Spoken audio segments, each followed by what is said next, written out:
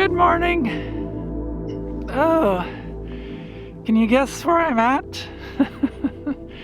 Yeah, got the sweatshirt. I guess it's time to go now. No other reason to be here. I'm in Death Valley and I'm at Zabriskie Point, and it is beautiful here. The weather's really perfect. It's a high of just over 60 and a low of right about 40. And this morning it's closer to 40 than 60. I thought I'd come here and watch the sunrise. And yeah, you can just see the moon setting right now. It's a full moon.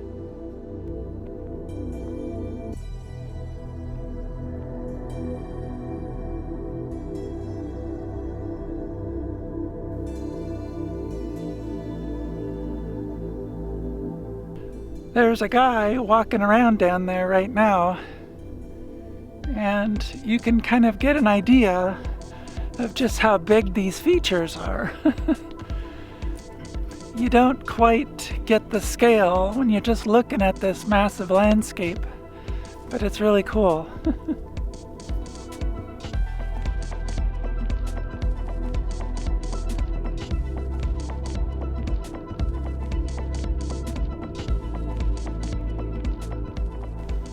Alright, well, I guess it's time to head back to camp and get some caffeine.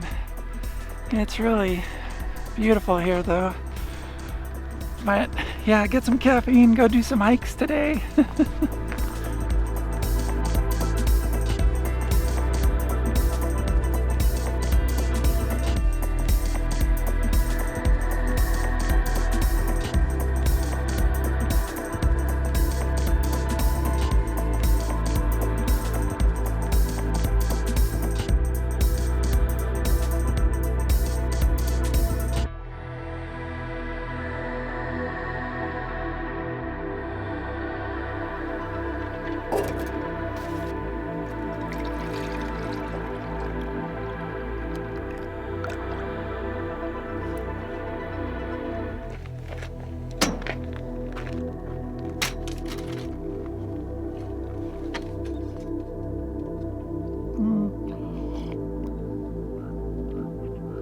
Oh, good morning.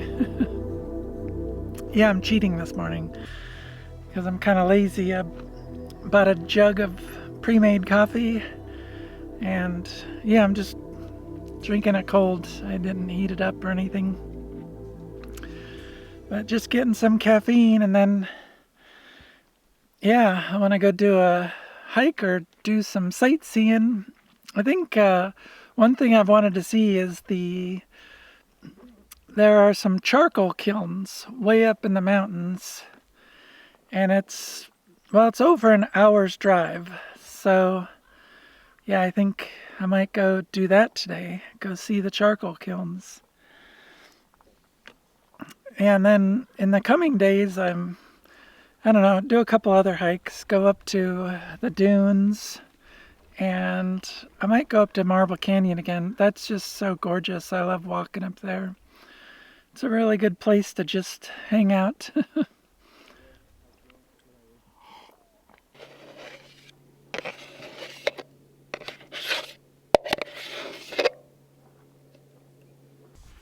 Have a little breakfast before a hike. This is my little bushcraft bowl. It's wood. Well, obviously it's wood, but yeah, when I got it, it was just plain wood, and so I put some butcher block oil and some butcher block conditioner on it, and it kind of makes it semi-water resistant and make it last a lot longer, so it's kind of cool. I put it on the spoon too, so yeah, I'm just not like a super big breakfast eater, unless of course my mother is making it.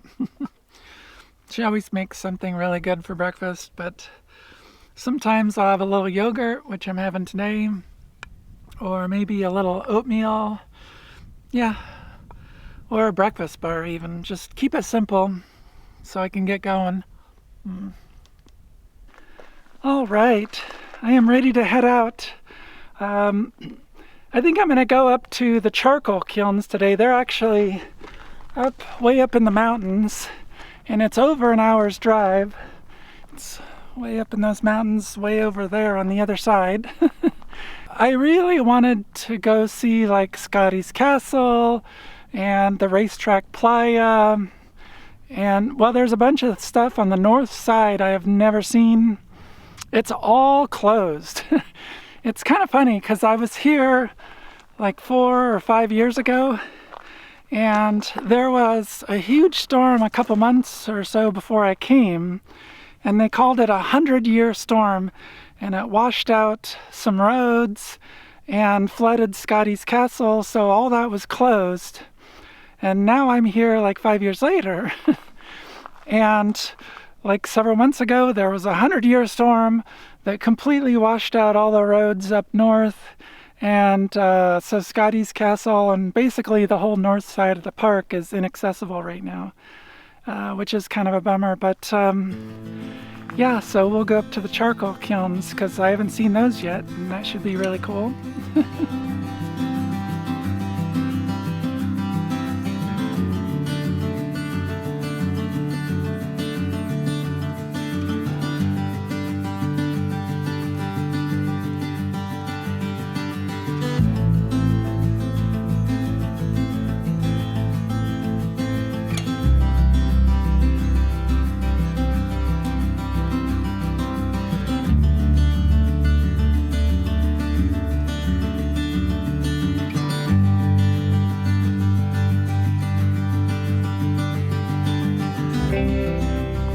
All right, we are at the charcoal kilns. This is the Wildrose Charcoal Kilns.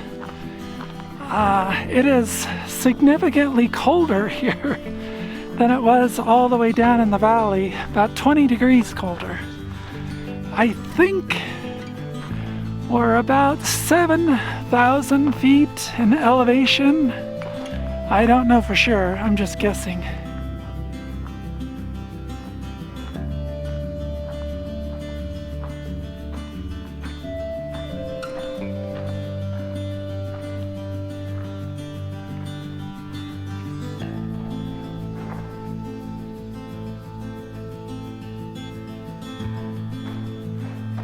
Oh, the acoustics in here are wild. Oh wow, okay. That's that's kind of tripping me out a little bit. All right, let's go out.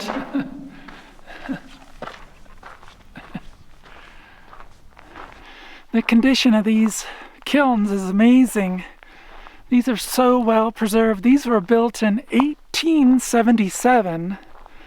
So what, they're about 150 years old? Holy cow, these things are awesome.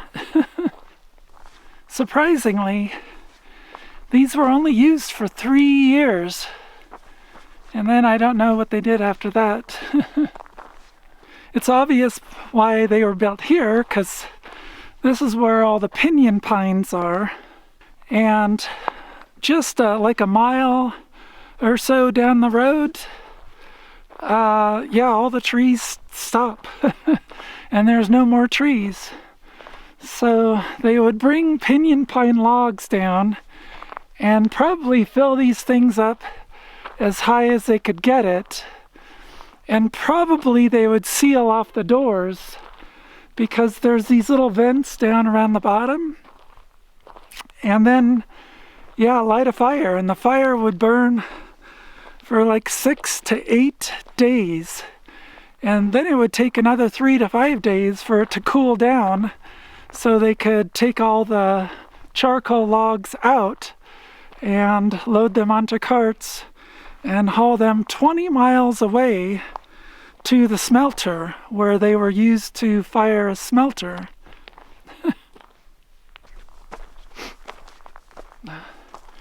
It is chilly here. My car said it was 38 degrees when I arrived. That sounds about right. You can see there's snow all up in all the hills. There's snow all on the ground around here. Yeah, it's cold in the mountains.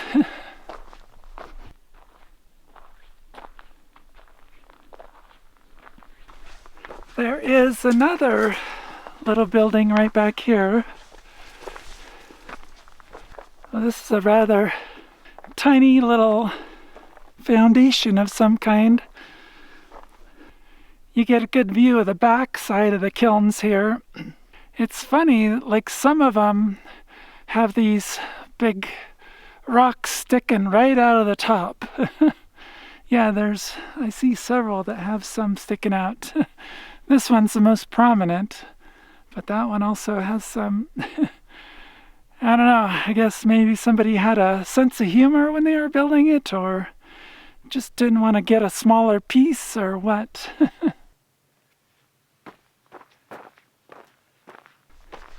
I just noticed there's like a little cave up here. I'm gonna walk up and peek inside.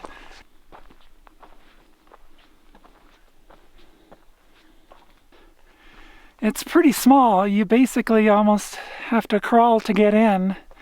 And it only goes back about, well, maybe 10, 12 feet tops. Could be for storage. You could put all your goods in there that you don't want to get wet or eaten by critters. Not sure, but just another fun little thing to explore.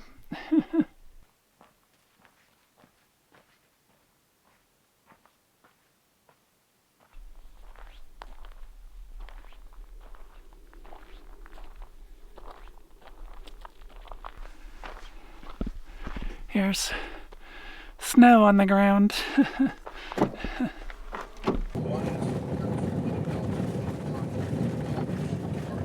So I'm just coasting.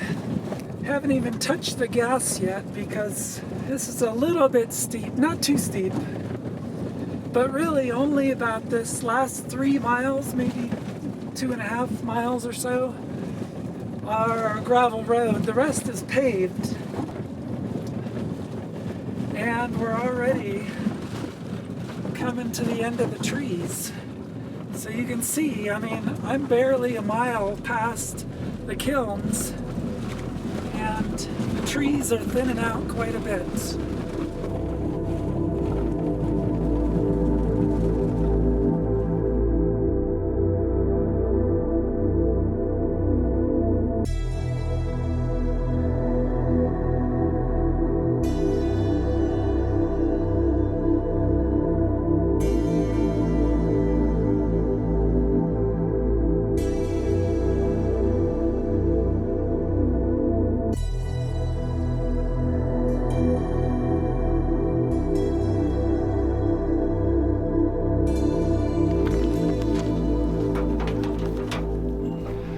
All right, I'm trying to rush and get dinner done. I'm just gonna do ramen. For one, I wanna make it quick, and two, I'm trying to eat very light between Thanksgiving and Christmas. Because obviously I love going home and eating big meals with family. And so, yeah, I'm gonna save some of my calories for Christmas. So, just gonna make this ramen, a new style ramen I haven't had before. I impulse bought this at the Japanese store back home in Mountain View. I'm really looking forward to giving this a shot and seeing how good it is. First thing, make some soft-boiled eggs. I'm making 3. Normally I just do 2. I'm making 3 because I have 3 left. And I don't want to just make 2 and then have 1 egg floating around in the cooler for a while. So try to get this done before the sun goes down, because the sun will go down in about 15 minutes. It goes down at about 4 p.m. here. It goes over the ridge right over there. And so, yeah, any minute now. And then right over here, the moon will rise. And in a couple hours, I'm going to go do a moon hike, a full moon hike in the dunes. So, all right, let's get cooking. So there are 2 servings of ramen in this package. I am obviously just gonna make 1 for myself tonight. And gonna go ahead and eat one of these eggs right now, because really only 2 fit in the bowl.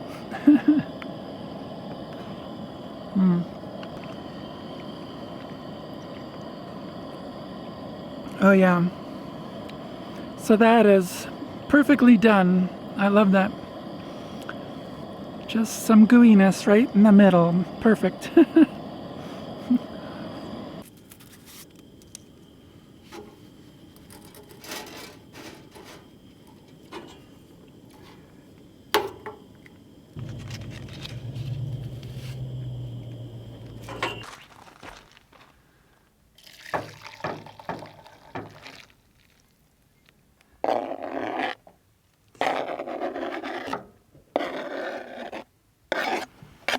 All right.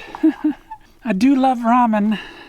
Back in Mountain View, we used to have 3 ramen restaurants, and unfortunately 2 of them went out of business during the COVIDs, but it was one of my go-tos. Like I could easily eat this a couple times a week, well, at least from the restaurants, because they have so many different types of ramen with different broths and different things. This is a little bit of spicy sesame oil, and I'm just gonna put a little dab in there. And I also have a little togarashi. Yeah, togarashi, that's pepper. So it's like ground red pepper, and there's some black pepper. I think there's like several different kinds in here. But you just sprinkle a little, not too much.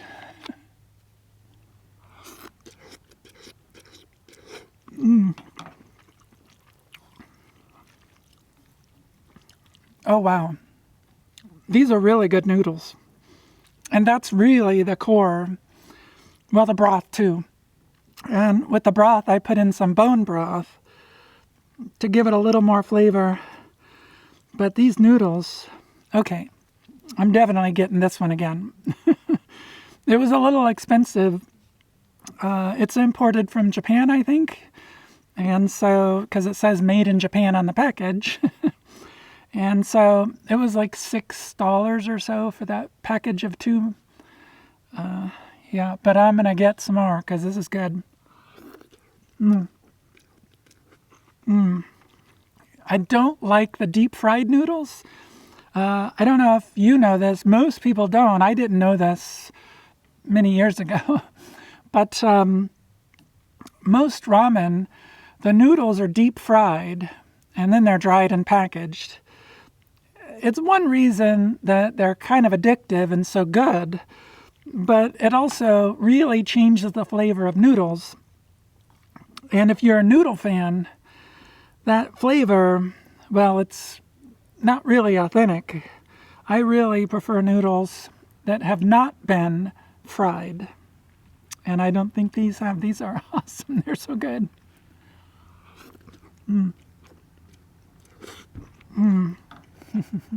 Now that's a good egg right there. Can you see that? I do love a soft-boiled egg.